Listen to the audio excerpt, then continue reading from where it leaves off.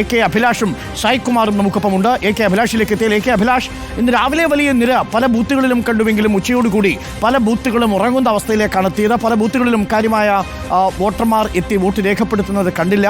6 മണിക്കു ശേഷം എനിക്ക് തോന്നുന്നു 99% ബൂത്തുകളിലും വലിയ നിരയും ക്യൂ ഉണ്ടായിരുന്നില്ല എന്നാണ് മനസ്സിലാക്കുന്നത്.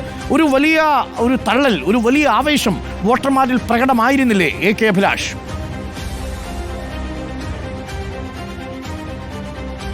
ഡോക്ടർ അരുൺ, ഞാൻ നിൽക്കുന്നത് കൊണ്ടാഴി പഞ്ചായത്തിലാണ്. കൊണ്ടാഴി പഞ്ചായത്തിൽ വളരെ ശക്തമായ മത്സരം പോരാട്ടമൊക്കെ നടന്നു. ഇന്ന് വലിയ തരത്തിലുള്ള പോളിംഗ് നടന്നു എന്ന് തന്നെയാണ് ഞാൻ മനസ്സിലാക്കുന്നത്.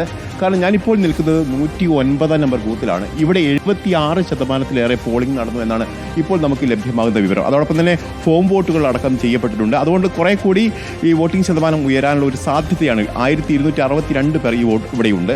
അത്തരത്തിൽ കൂടുതൽ ആളുകൾ വോട്ട് ചെയ്യപ്പെട്ടിട്ടുണ്ട്. പ്രധാനമായും ഇവിടെ കൃത്യമായ ഒരു രാഷ്ട്രീയ മത്സരം നടക്കുന്നു. UDF ഏതെങ്കിലും തരത്തിൽ ഈ മണ്ഡലം പിടിച്ചെടുക്കണമെങ്കിൽ ഈ കൊണ്ടാഴി പഞ്ചായത്തിൽ കൃത്യമായ മുന്നേറ്റം ഉണ്ടാക്കിയാൽ മാത്രമേ അവർക്ക് ഈ മണ്ഡലം പിടിച്ചെടുക്കാൻ കഴിയൂ എന്നുള്ളതാണ് ഏറ്റവും പ്രധാനപ്പെട്ട കാര്യം. അതുകൊണ്ട് തന്നെ ഇവിടെ വലിയ തരത്തിലൊരു രാഷ്ട്രീയ പോരാട്ടം നടന്നിട്ടുണ്ട് എന്നുള്ളത് ഒരു വസ്തുതയാണ്. മറ്റൊരു കാര്യം എന്നുള്ളത്, ഞാൻ ഈ ബൂത്തിൽ വന്നപ്പോൾ അവസാനമായി കണ്ടുന്ന ഒരാളുണ്ട്.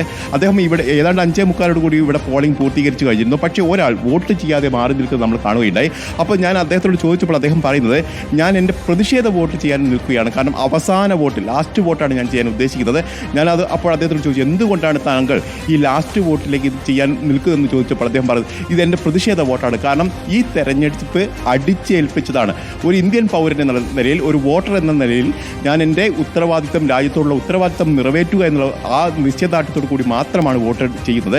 പക്ഷേ ഇത്തരത്തിൽ വോട്ട് തെരഞ്ഞെടുപ്പ് അടിച്ചേൽപ്പിക്കുന്ന നിലപാടിനോട് യോജിക്കാൻ കഴിയില്ല.